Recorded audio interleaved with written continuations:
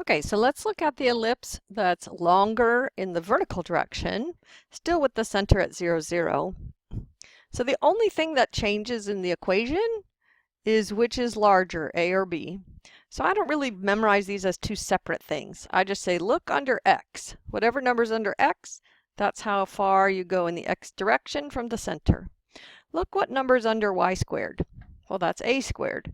And go A up from the center and A down from the center.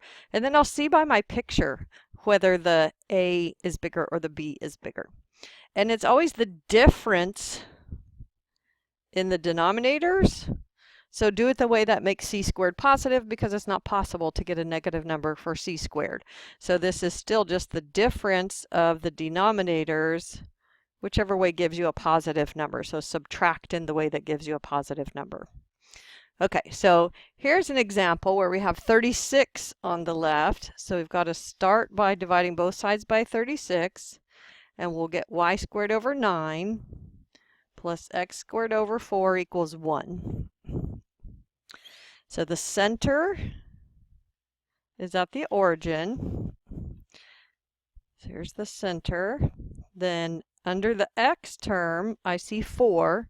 So this means I go 2 in the positive x direction and 2 in the negative x direction from the center to get points on the ellipse.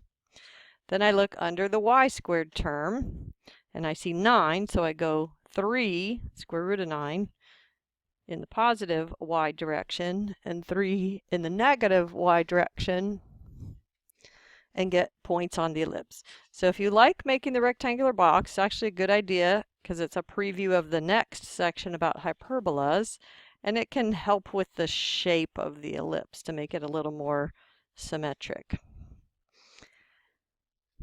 Okay, so we're supposed to find the vertices. The vertices are the points farthest away from the center. So these are going to be the vertices. So it's going to be 0, 3 and 0, negative 3. So there's the vertices. The difference of the denominators is 5. So that's little c squared. So little c is plus or minus root 5, which we already decided is a little bit more than 2. And this is going to be in the same direction as the vertex. So a little more than 2. This is going to be a distance of root 5. And this is going to be negative root 5. So the foci are going to be at 0, root 5, comma, 0, negative root 5. So that's the foci of the ellipse. And then I have already graphed my equation. So I actually do this in the backwards order. I always graph the equation first and then look at my graph for the vertices and the foci. Okay, so let's do these puzzle problems in class together. And then let's look at what happens when I analyze ellipses with the center at HK. And this hopefully will seem familiar now because you've already been doing it with the parabolas. And what happens is exactly the same. You replace x with x minus h, and you replace y with y minus k. So in general, an ellipse has the equation x minus h quantity squared over a squared plus y minus k quantity squared over b squared equals c squared. The center is located at HK, so notice the minus is in the equation, and the ellipse shifts with its center. So the vertices, the foci, everything shifts with the center. It's called a rigid transformation. The shape of the ellipse doesn't change, it just moves with the center. If A is larger, the ellipse is larger in the x direction. If B is larger, the ellipse is larger in the y direction. So to graph the ellipse, the first thing you're going to do is find the center, and then you do just what we've been doing. Starting from there, go plus or minus A in the x direction, make dots. Go plus or minus B in the y direction, make dots. The dots farthest from the center are the vertices, and the foci are located on that line that connects the vertices. Okay, so let's look at an example where I have the center at -4, -2. So I'm reading that off the equation. center at -4, -2. So here's my center.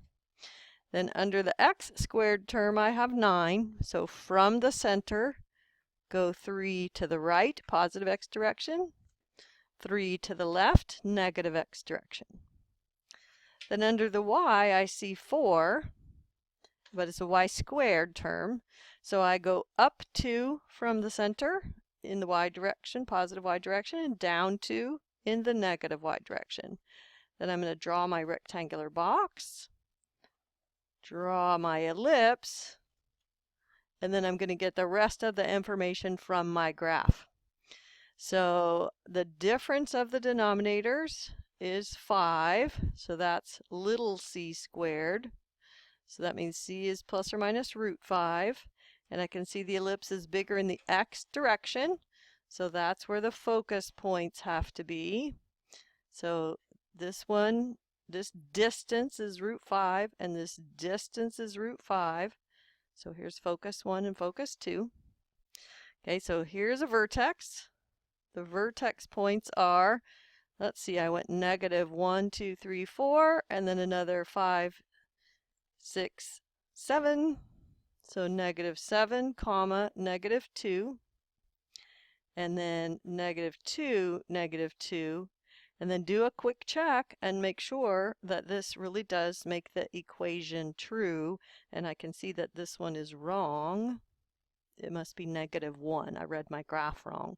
But when I tried to plug it into the equation, I could tell that it didn't make the equation true, so that I can find my errors.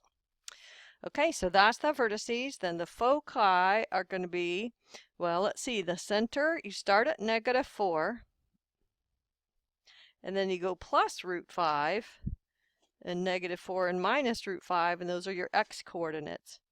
Well, notice that the y coordinates of all of these points are the same because they lie on the line y equals -2. So they have to have y coordinate equal to -2 for all of them. Okay, then we also might have to complete the square, and in the case of the ellipse, you might have to complete the square twice. So I wanted to show you an example of that. So gather together the x terms and the y terms, and then you want to have no coefficient on the x, so you need to factor out that 4, and you're going to complete the square inside these parentheses. Then you're going to factor out the 3 and complete the square inside these parentheses. Okay, so the 2, I divide by 2 and square it and get 1. So ignore this problem for a minute. I'm going to do 4 times x plus 1 quantity squared. Well, that gives me x squared plus 2x plus 1. So I actually added 4 on the left-hand side because of this 4 right here. So I need to add 4 onto the right-hand side. Then I have 3, and I take -2 divided by 2 and square it, so 1. So I'll have y minus 1 quantity squared. But I didn't add 1, I really added 3. So if you have questions about that, let's talk about it in class. So now I have 4 times x plus 1 squared plus 3 times y minus 1 squared equals 12. And if you distribute everything, you should get back what you started with. Okay, so now I don't want a 12 over here, so I need to divide both sides by 12. So I'm going to get x plus 1 quantity squared over 3 plus y minus 1 quantity squared over 4 equals 1. So my center is going to be at -1, 1. So -1, 1 is my center. Under the x squared term, I see 3, so I'm going to go plus or minus √3. So I'm going to go over here to √3 to the right and √3 to the left. Oops, from the center. So these are my points on the ellipse. And then under the y squared term, I see 4, so I need to go up 2 and down 2 from the center to get my ellipse. And notice that the closer together the a squared and b squared numbers are, the closer to circular the ellipse is, because if those were exactly the same, it would be a circle. Okay, so my vertices are these farthest away points. So -1, 1, 2, 3, and -1, -1. So those are my vertices, so make sure those really do make your equation true. Then the difference of the denominators. Difference of the denominators is 1. That's your little c squared. So that means c equals plus or minus 1 in the same direction you went to get to a vertex. So here's focus 1 point. Here's focus 2 point. So the focus points are -1, 2 and -1, 0. These are not points on the ellipse, so they won't make the equation true, but do make sure that, when everything's lined up vertically at the line x equals -1, every one of these points has x equals -1 as their x coordinate. Okay, and then let's do this puzzle problem in class and look at some applied problems from your homework.